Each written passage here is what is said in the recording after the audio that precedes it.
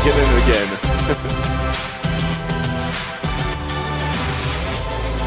This music. Oh, I'm so sorry, I didn't realize you were doing selfies backstage with your co-host. I'm kidding. So, do you want to invite your panelists for this session? Okay. You actually, you are now, yes. I'm now. You are. Sorry. So I'm glad to have on stage Marco Veneri. Marco, please join us. From ST, well-known company, as far as I remember. Thank you very much. So, hello, Marco, welcome. Thank you.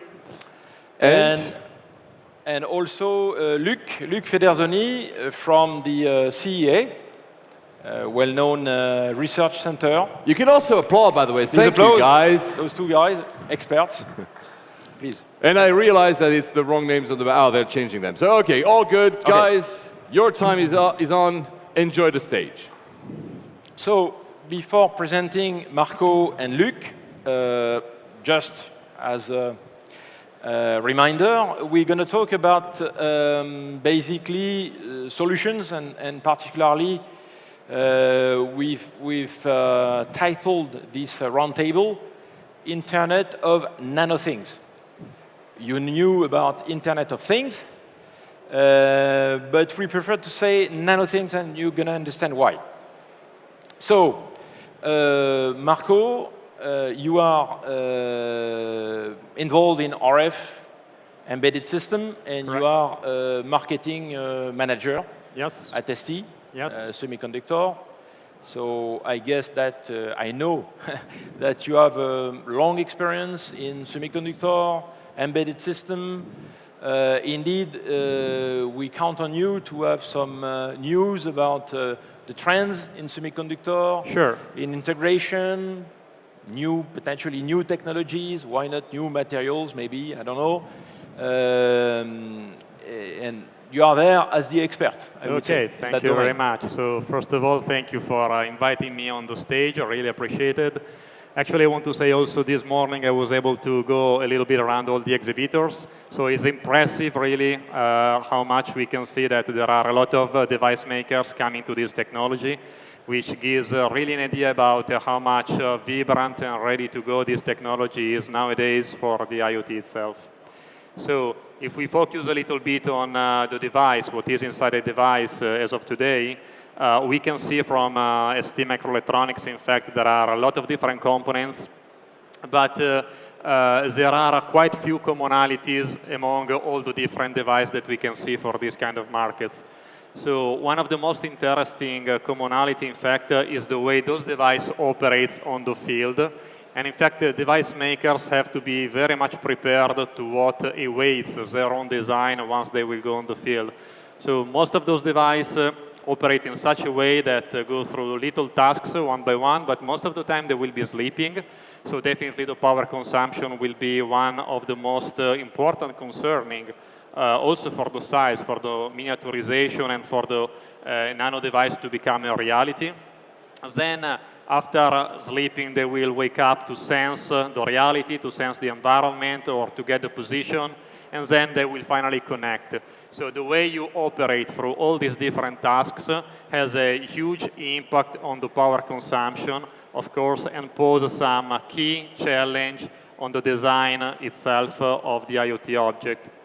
So in the end, what we see from as a microcontroller vendor is that there are key important trade-offs when you're going to design IoT solutions, which in the end are, okay, the power consumption for battery life that has to be as long as possible, how much local information you can process on each and every sensor node, instead of running all the artificial intelligence in the cloud. Maybe you want to port some of these artificial intelligence, some of those algorithms locally in each sensor node, but this again has a huge impact on the power consumption and battery, of course. And then the final key challenge is the overall size. And again, overall size will depend definitely on the battery, on the lifetime that you want to reach with your design. To understand why we stress so much on the importance of low power consumption, just it was repeated many times, but of course you can imagine the maintenance cost just for changing the battery, for example, in an installation of 1,000 or 10,000 nodes, maybe in a warehouse or maybe in a smart building, if you have to change the battery, for example, every month. So this would not fly. So I would even say it would be a catastrophe. it would be a catastrophe. As simple as that. Exactly, and we do have, so every device maker actually have to take care about the protection of the environment as well. So this is definitely one of the core concerning we have in ST. So again, the power consumption is something that is very important. And even in, okay, it was announced 1 year ago, the Monarch technology from Sigfox. So what we are announcing today is ST is the first silicon vendor to bring a real Monarch design to reality. And this is already available also from some of the partners we have in terms of module makers. So we are coming with this kind of news. We are coming with miniaturization of the overall chipset and with new sensors which are designed and specified since the very beginning for low power consumption and for the IoT by itself, or for industrial market, like for the industrial asset management. So they can really operate everywhere, in every country, every region, in harsh environment, thanks also to the Monarch technology. So the other important thing that I mentioned was about the local processing of the information. So for that, we are offering a highly efficient and fully scalable MCU family microprocessor like the STM32. So you can really decide by yourself, so it's your choice whether to put local artificial intelligence that we do have in ST, or if you want to move this completely out on the cloud, on the network. Of course, the more artificial intelligence you put in the node, and the more you have to be efficient in terms of how much you process the data, how much you process the information. You must be very, very quick to wake up from the sleep, to sense, to rapidly and quickly process the information, and if there is any meaningful update of the data, any meaningful update of the information, you have to transmit very quickly to the cloud, to the Sigfox cloud, or to the cloud platform that you will be selecting. So this is something very important. Interesting. Before I ask you some more precise questions Sure. On more technological aspect, what is interesting, well, some of us know about it, but I would say the newbie in IoT might ignore as complex it is to link the application to basically the need, the usage, to the means, the electronic, the way you do it. So that's why you've expressed somehow a concern of complexity because of the wide variety of usage, okay? And a lot of challenge in terms of consumption, basically application optimization, which is a big difference with traditional business like telephony, etc., etc. Yeah. So it's a huge change from that side. And by the way, it gives me the opportunity to introduce Luc Federzoni. So Luc, that I've been knowing for a long time now. I would simplify saying that, well, you are belonging to the CEA, the French agency for research and science and so on. I know that basically you are a kind of physicist. You've always been passionate by physics. But recently, you've been appointed to a specific program within the CEA in Grenoble, on which the topic is finding ways to optimize, to find ways to at least have some smart city application. Yes, right. Okay. So now you are more from the side of the usage of the application. Can you give us a few words about that? Yes, thank you. It's a very nice introduction. I think I represent the both side, I would say, in the technology, meaning that I worked, still today, I work on technology, development of processes, development of materials, development of new things that are beyond the state of the art, typically the topic. On the other side, I'm quite surprised to see that such innovation is not on the market today, in particular on this specific market of IoT. And now, Christophe, you said, I am also involved in, we say, the end of the value chain, which is citizen. And what we have in Grenoble is the development of a very ambitious program to transform the quality of the life of citizens of Grenoble. It's very ambitious, meaning we will, thanks to digitalization of the city, thanks to the use of Internet of Things, data, and so on, we will improve the quality of the life of all citizens, not some, all citizens. And among this problem, this ambition, we would like to implement Internet of Nano-things. Typical topic is the air quality. In Grenoble, we have a quite famous... it's a famous problem. a famous problem. And what we want to make is to develop a very large-scale monitoring, wearable monitoring, meaning that people, citizens, can rent or take a sensor and in order to see what wearable. That's yes. interesting. Wearable device. Wearable, yes. And also, we will make some measurement indoor, outdoor, and compile everything to make a very large network of measurements in order to provide to the citizen, for instance, a navigation system. Say, okay. Indeed, by the way, we could jump onto artificial intelligence, data processing, but that's not the topic. Yeah. We try to focus on nano-things, yeah. but you are right, it's a complex equation. Yeah. And you can imagine type of solutions that you can have thanks to that. For a navigation system, for instance, a guy who wants to take his bike, does not want to breathe pollution, and say, okay, navigation, the service said, okay, you should take this way, because you will avoid the pollution. And we are expecting, thanks to this large number of nodes, we will have accuracy of a few centimeters, meaning that you can really go on the good side of the road in order to avoid the pollution. That's something very, very interesting. And I see how much the technology is easy because everything is on the table. Yes. There is no complexity, but how complex the business model is to implement something like that. Which means that you are right, and that's what we see from Sigfox. I'm not saying it's so easy, but it's relatively easy as to compare to use case maturation, economical equation maturation, blah, blah, blah. Okay? This being said, coming back on nano-things, so that's interesting to have your experience because I'm sharing it, definitely. But don't you think that in the end it means that we need to go towards very simple solution, very well integrated so that they are smart dust. Being smart dust, they don't cost a lot. Some people may say they're going to pollute because you're going to abandon it. Okay, long debate, but let's focus.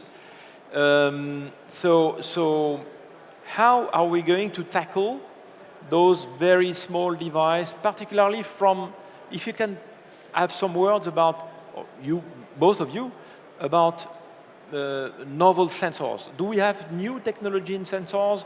And by the way, you were talking about processing the data potentially locally.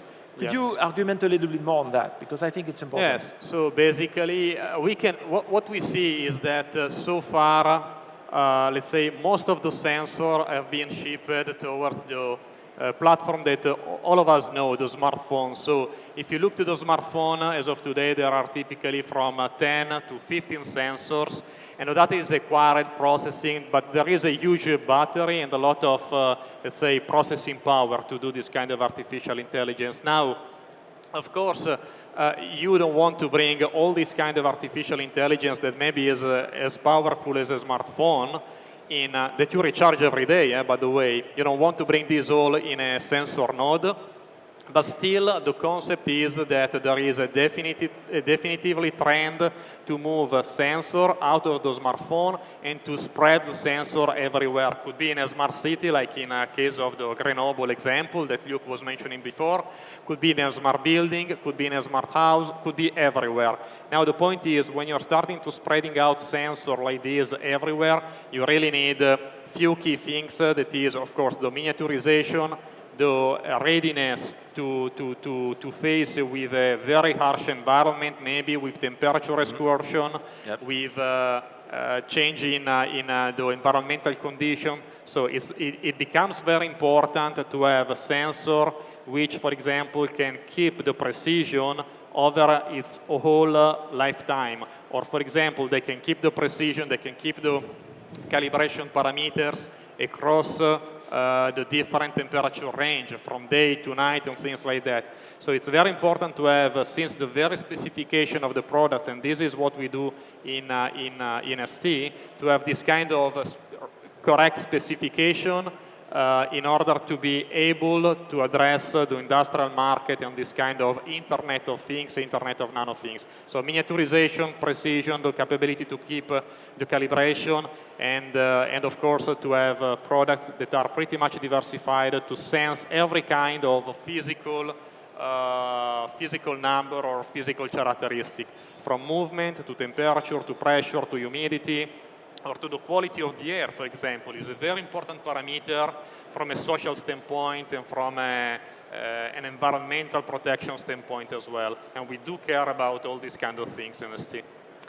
I can maybe add one word that you maybe miss, sure. the customization. Because if you want to develop very quickly a new application, because we talk about Internet of Nano-things, but you have millions of different applications, and you need, for each case, a specific customization of your development. Yes. And I have the feeling that in this domain, there is an emerging technology which is the printing electronics, printed electronics, that can maybe allow to integrate a lot of things with a high flexibility. Yeah. You can design your electronic things, your production of energy, your storage batteries, with the possibility to customize for a few set of devices according to the market that you want to address, or a large scale market. I think that's something which is fitting very good with That's a very good point. Internet of That's interesting because, in fact, beyond the fact that we go to software defined more and more. We know in Sigfox, for instance, about software-defined radio, because this is what we do.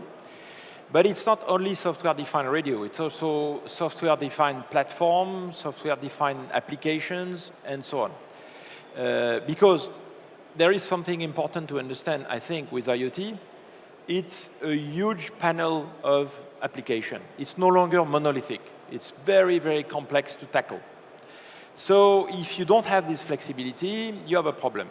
And the printed device, that's interesting, or the do-it-by-yourself, almost, device, is maybe something very important. It's completely at the opposite of the traditional industry. Indeed, I think that silicon will remain a traditional industry because it's huge, heavy, investments are enormous. But in some case, it's interesting to have a way of, adapt the product to your very specific need. And I think it's going to be extremely important in IoT.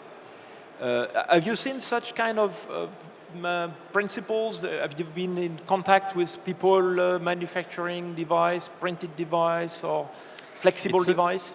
It's what is the status up to you? Emerging technology in the field. I said that printed electronics is something which is being developed. There are factories everywhere, but the idea to combine printed electronic with a printed battery, with printed photovoltaics for IoT application, something that does not exist, but it needs some development.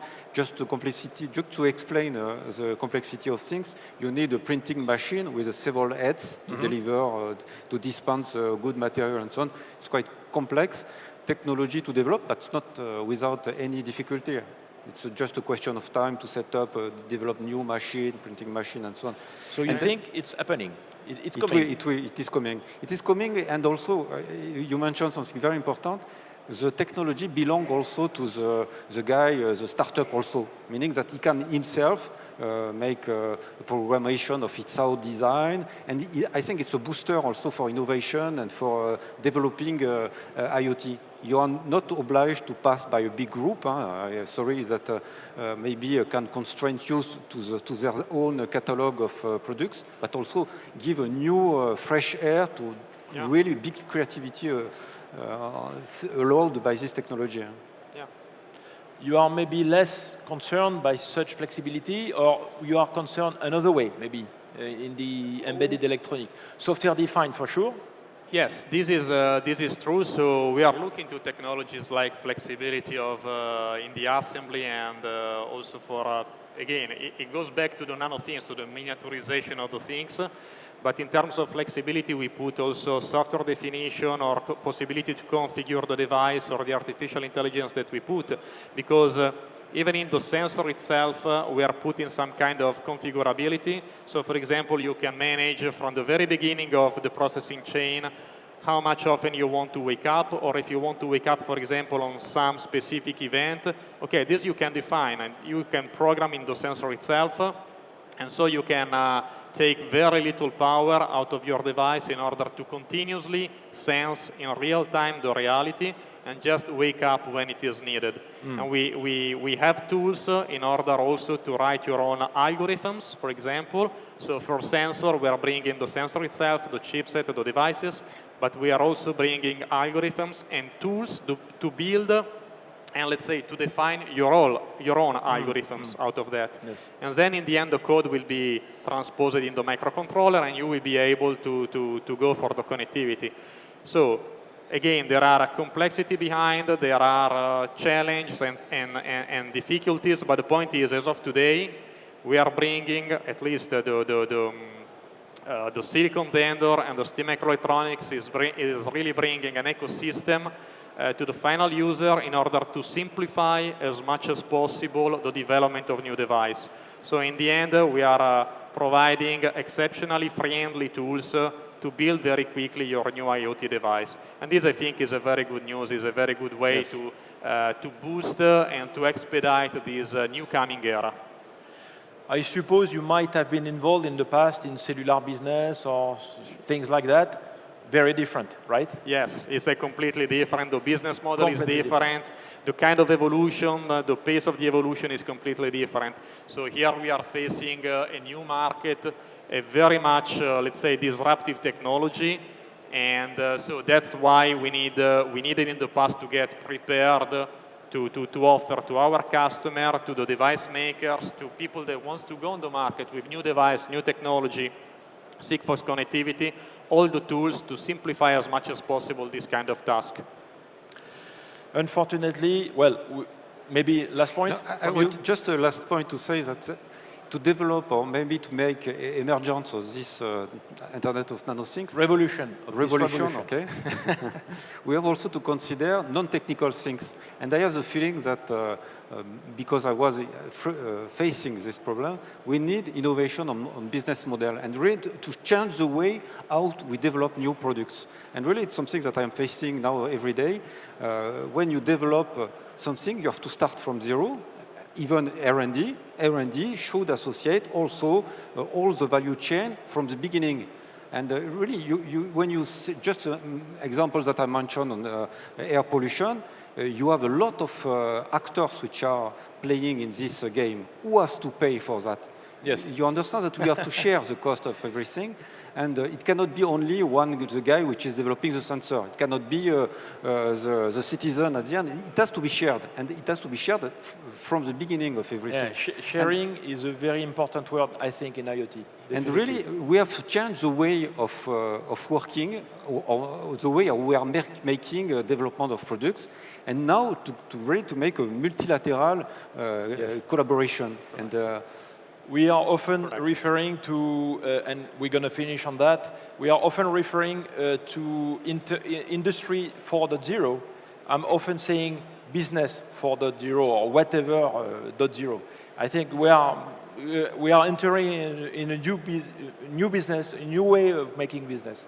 Yeah. We could talk forever about that because we are passionate on those topics.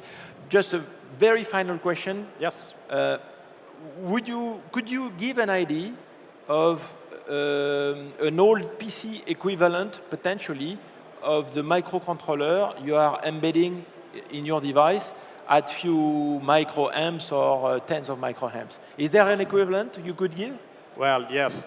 As of today, basically, we can run embedded core, embedded ARM core up to 200 megahertz with an efficiency that is as high as a very few microampere per megahertz.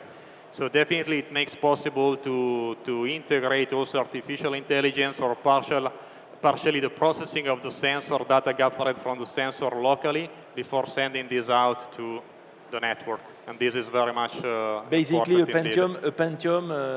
It's even more than that. It's even more than that. Okay. Thank you, Marco. You are very much Thank welcome. you, Luc. Thank you. Once again, we could continue forever. Indeed, if you have questions to those guys, they are really experts, so you can go. Don't hesitate. Thank you. Thank you very much. Thank you. Thank you. I'll give them a big round of applause. This is not acceptable. Thank you, guys. Thank you. Christophe, I know that... Thank you. Oh, sorry. Thank you. Merci. Christophe is actually going to leave now to the other stage, actually, to talk about energy harvesting. If you want to follow him, you can see that they're already going like, where is Christophe? Where is Christophe? Because, of course, he went a little bit over time, so now they're late on the other stage. So now, without much further ado, let's continue our quests of knowledge. I'm going to invite on stage a very nice gentleman. We talked briefly before to prepare, of course, this. We're going to talk about the future of jobs, but not with the usual angle of future of jobs. Everybody's talking the future of jobs. Are the robots going to eat all our jobs? I don't know. Maybe he knows the answer. But, of course, with an angle of IoT. So please help me welcome on stage Moritz Hammerle. Come on, give him a big round of applause. Come on, Moritz, hello. Hi, how are you? Hi, thanks. Please, have a seat. Thank you. Thank you, everybody. So, whilst the music is still running, yeah, go anywhere you want with that seat. It's not yet a robot actually doing this. So, maybe before we start with my first question, maybe can you just tell us and tell the audience a little bit who you are? Yeah, thanks, Paul. Everybody, I'm very excited to be here with you. Thank you, everybody. My name is Moritz Hammerle. I'm working for Fraunhofer Institute. Fraunhofer is the biggest research organization for applied science in the world. We have more than 20,000 people working on many different questions. One of my colleagues was on stage, I think, 2 or 3 presentations before. And we are working with very different topics at Fraunhofer. So energy harvesting, maybe one, very exclusive one. My team or my institute, we are working more on the question how future of work is going to be designed and how companies have to develop, transform themselves, how work organization is playing a crucial role in future developments, and how people can be motivated to be part of the digital transformation. So it's more an organizational topic. And at Fraunhofer in Stuttgart, I am managing director of a part. It's called Cognitive Engineering and Production. Wow. So we're talking about people working in a factory, people working in development departments, because engineering companies are the most important companies in Germany, yes, one of the true. most important companies in Germany, and they are very relevant for the prosperity. So it's quite important for them to keep ahead of the transformation. So I like the fact that you use the term specifically, we help design, because we hear a lot, as I said just before you enter the stage, the future of work, the future of jobs is something that you cannot open a newspaper and every day someone will tell you that all our jobs will disappear, the robots are taking over, automation, the usual. But you are practically also designing. We'll get there, and I think this is why I'm very happy to have you with us today and with me on stage. But maybe I know it's depending on which market you are, this is the debate has a different name. I think here in Germany, Industry 4.0 is the one that is used the most. Am I correct? Is that a term that is used a lot? Yes, exactly. Industry 4.0 is the term we invented. We are very proud of that term. We invented it in Germany. There you go. I didn't even know that. Only one of the big inventions of the last years. And Industry 4.0, what does it mean? It means nothing else than the IoT for a factory, if you Okay. make it short. Maybe you guys have been here in the morning when Miss Moreau, she talked about the Reno project. Yes. And she talked about equipping Renos with these smart, intelligent boxes so we can track wherever they are going to, what kind of tribes they are meeting, what they are eating, and what kind of tracks they are taking. So we can control their population quite good. And if we transfer this to an industrial context, to a factory context, this is nothing else than Industry 4.0 means. So we equip everything in a factory. Is it a machine? Is it a human being? Is it a tool? Is it a box of materials or a die in a factory? We equip these things with intelligent applications, IoT applications, to make them communicate with the internet or to make them communicate with each other. And to have an interconnected industry, a smart factory, to bring in intelligent sensors, to bring in something like assistance, like artificial intelligence. To make this usable for factories is a big task and a big challenge for the companies, because you guys all have to know that factories are very different from offices. Of course. They are something like a stone age if you have a look into the digital world. Of course, they have IT systems running there, we all know that. But these IT systems, they are very specific, they are very capsule, they are not real-time oriented like we're used to it in personal applications or even in the office applications at the moment. So Industry 4.0 means nothing else than the digitalization of a factory and the interconnection of everything in these buildings. Does that mean that your organization only tackles problems or challenges or opportunities that are linked to factories, or do you also tackle the traditional office workspace as well? Or is it something you don't touch? Yeah, our organization, our team in Stuttgart, we have different branches. Of course, we have also people dealing with the office side. Okay. And my team is more dealing with the factory side or in the office where we have product developers. But one thing we see quite clear is that all these jobs become more interconnected. True. And you know, we have so many products running up every time, every month, every second. And the product developers, they have to work so close together with people from a factory. And sometimes we are talking not about white collars and the blue collar workers, but we are calling them like gray collar workers, because the tasks are becoming quite mixed. So let me jump on that. I had another question, but that's very interesting. Are you actually then involving the factory workers, the blue collars, as we say, into the process of designing their own future? Are you asking them questions, getting feedback? Are you making them participate in the design? Yes, of course. Okay. Industry 4.0 is nothing you can buy in the supermarket. These cases, the use cases, they are not defined, and there's not a catalog out of 20,000 use cases you can say, okay, these 10 or 15 are suitable for my company. So to find the Industry 4.0 cases for a factory is a quite interesting task, and this is some kind of consultancy we also do. Okay. And we help the companies to find the perfectly suited use cases, and we develop these use cases with the people from the company, because this is the only way to make them be happy working in this area, and the only way to make the processes really attractive and efficient at the end of the day. And that they will actually use it, because they've been involved, they probably will actually end up using it, right? Exactly. That's something we had for 20,000 years, that if we don't invent something, then we don't like this, so let's have the people participating in the process, of course. One of the things that I've seen, I live in the UK, we have the health and safety. I was born in Switzerland. It's a country like Germany, is very stringent on safety measures in factories especially, but only like in this room as well. When we built this stage, we had so many checks to make sure that everything, from fire, from, all the safety around us. I guess it's also an area that is of interest to you. Are you also participating in helping maybe the companies or the safety people make their own jobs easier?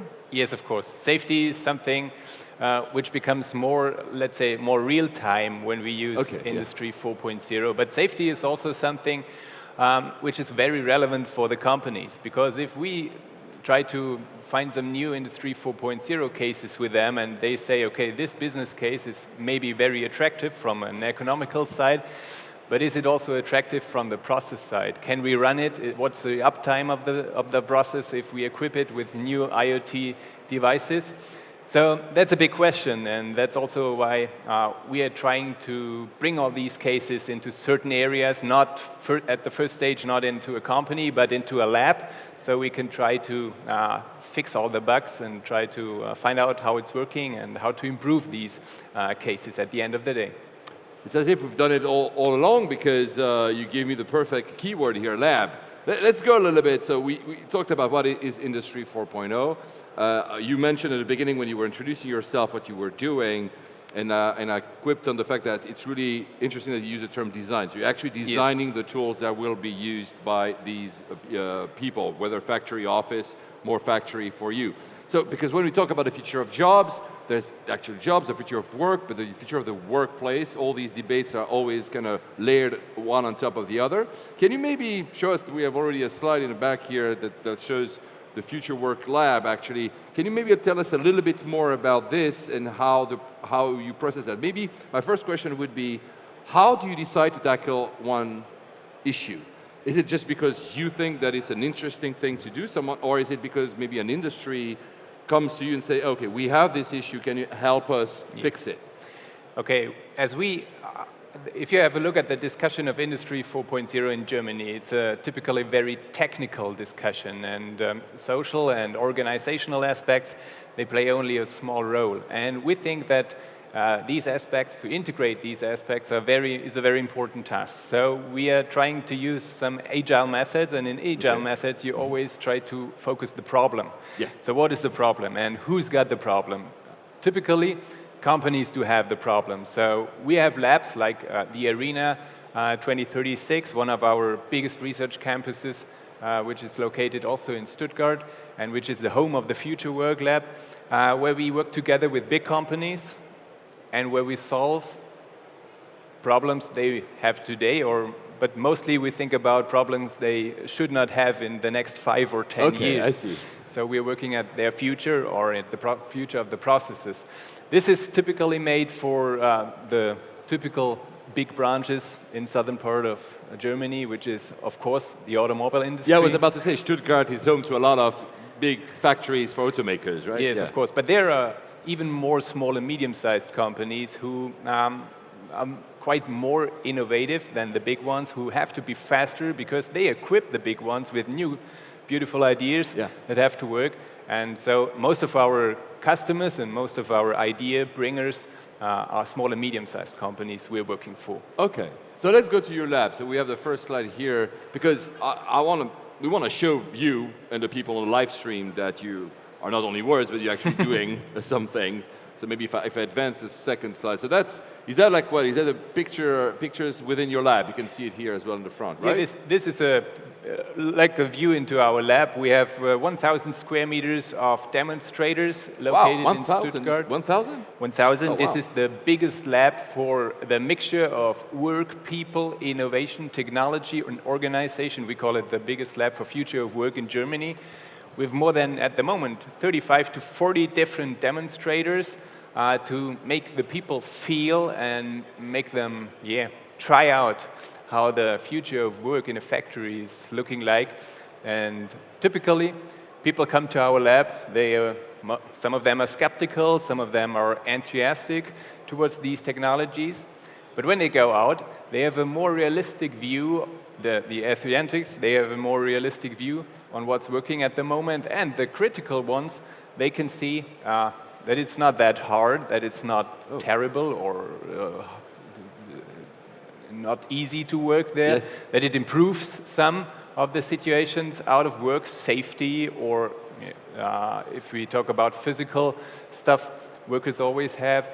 So it improves a lot of things, and this is quite nice. We have so many different cases concerning robots, the collaboration of humans with robots, the use of assistance systems is a big topic we have, because assistance systems, like we all use every day, like mapping and navigation or whatever, is typically quite new for manufacturing companies. And we're talking about smartphones for people on the shop floor. What are their tasks? what are applications they can use with that. We are talking about the use of typically behaviors we have adopted as humans. For example, if we have a problem at home with any product which is broken, for example, what are we doing? We're checking YouTube whether there is a video how to fix the problem. And of course, this is some kind of behavior we transfer to industrial situations. Or if we have a situation, if our computer is broken, what are we going to do? We are Googling the problem. Maybe we find something on any website, in any forum, or on Facebook. And why not thinking about a Facebook for machines, or maybe some apps for people working on the shop floor? This may become the future, I think. Just a question, you said people come.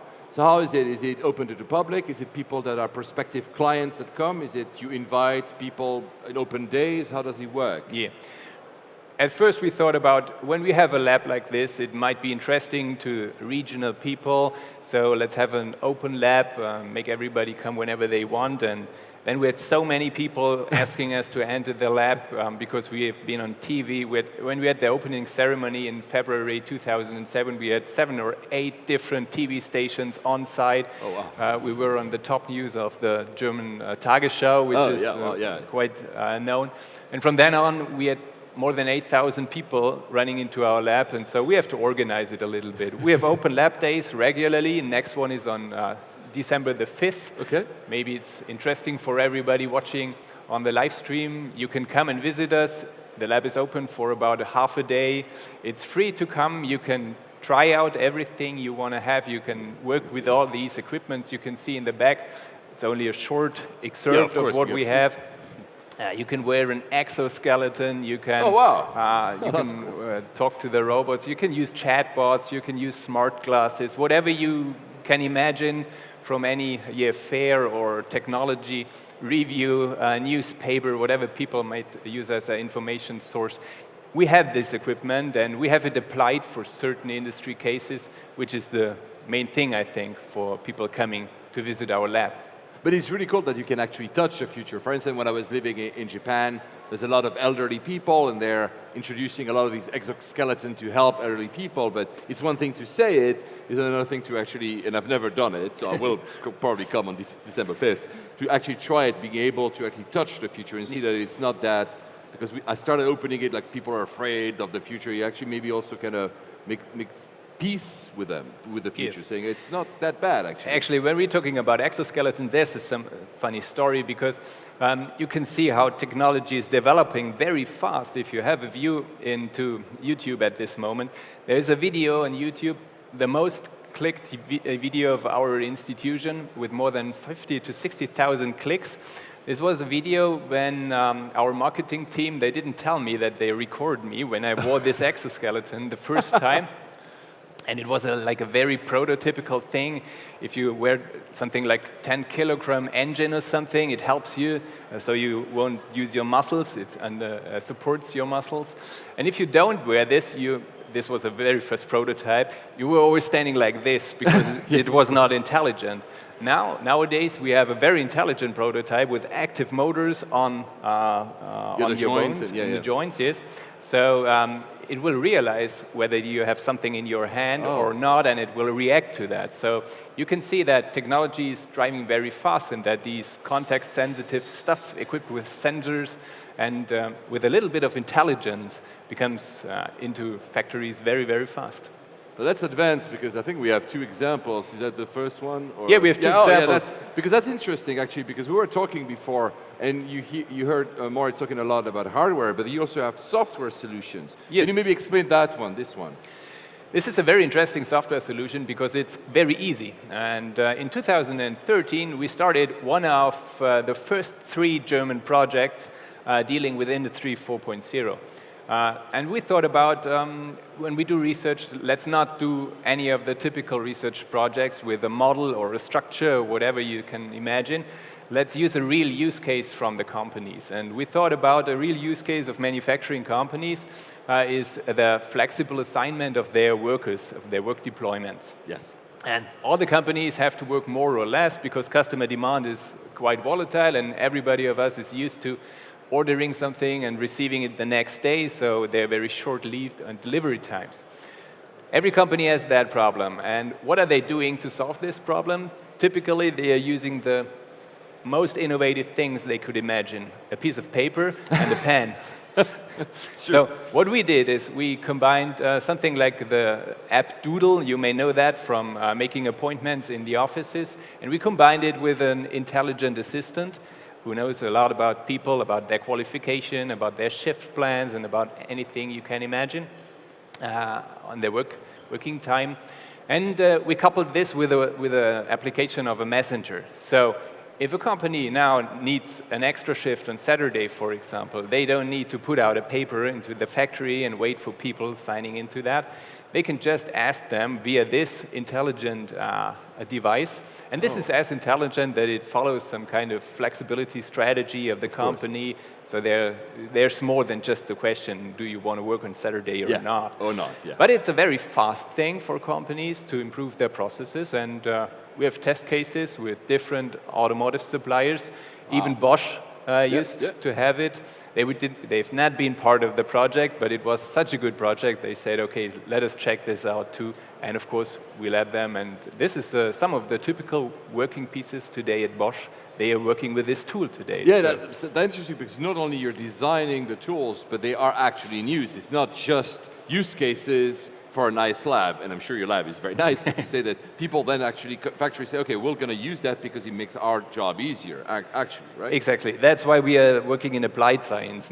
We never win a Nobel Prize, but we know about the real problems the company have and the best solutions they can do to improve their processes. So let's go to the other example, which is, I think, more hardware. If I go forward, can I go forward? Yes, there you go.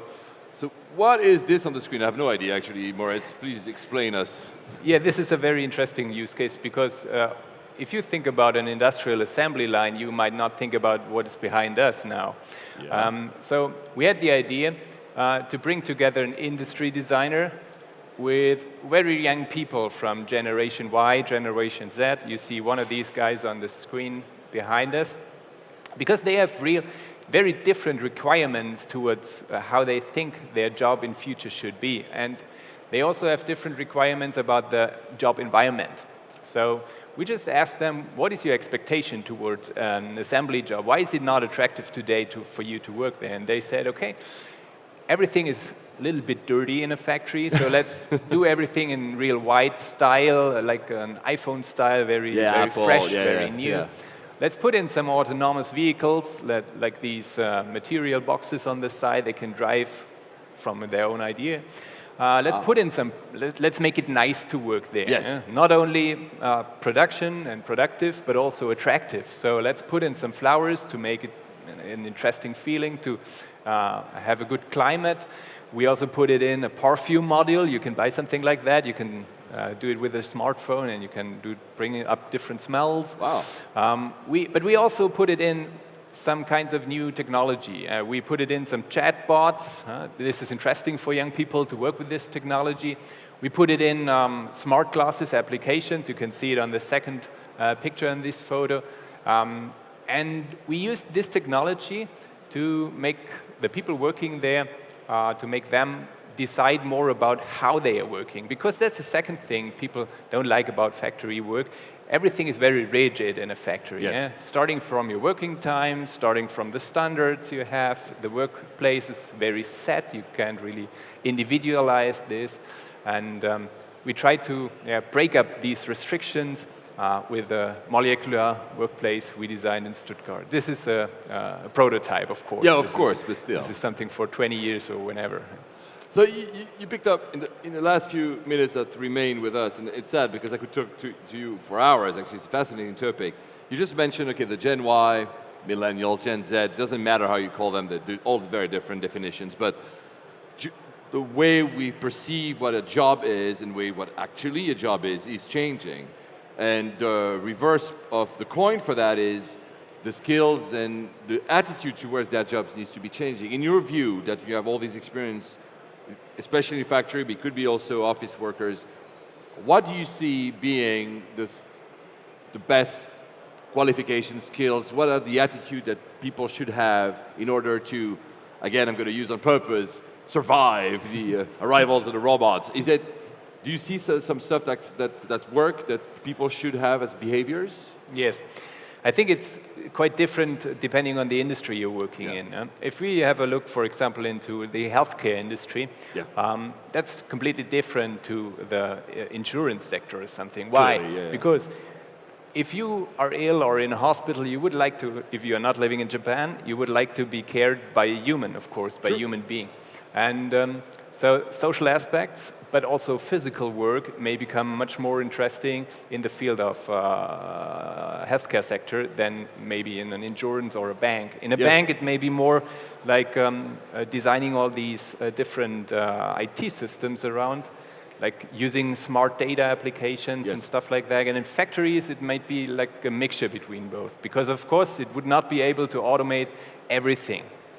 But there might be very good probabilities to automate things that are very routine jobs, auxiliary work, where we do the same thing very often every day. Yeah, often and often and often. That's of course a thing. But at the end of the day, I think that the most important skill for future is to think about all these systems of systems. Because in an IoT world, we are not only talking about the smart glasses here, the chatbot there, any kind of data application over there, but we also have to think about the whole ecosystem. And the organism almost, The whole organization, how everything goes together. What are we doing with the data from the car simulation for the parking system? And what is it about, how about using weather data for that? And if we think about these systems of a system, this might be one of the top skills, I think, for the future, to be able to see the business case, to understand the technology, and to design and to develop these systems. Because this is a very big task, and this is a very economically interesting task, of course. I'm sure. And sadly, we just ran out of time. But wow, actually, I really believe it's almost like creating a living organism, like putting all the technologies that we've talked about today, that Moritz talked about today, and like making sense of them to create business cases, but also maybe a future that is happier. And that's a bit what I retain from this discussion, is that the future of jobs can be actually a happier place. It doesn't always have to be the very dark that we read. Do you agree with that? Yes, I think there's one thing we have to keep in mind. If we want to be successful in future, we have to have happy employees and very effective processes, and we have to have both of that. Only one thing, then it won't be really successful, I think. Perfect closing words. And on that, guys, give a big round of applause to Moritz, please, for me. Thank you. Paul, thanks. Thank you, Moritz. Really appreciate that. Thank you. Bye-bye.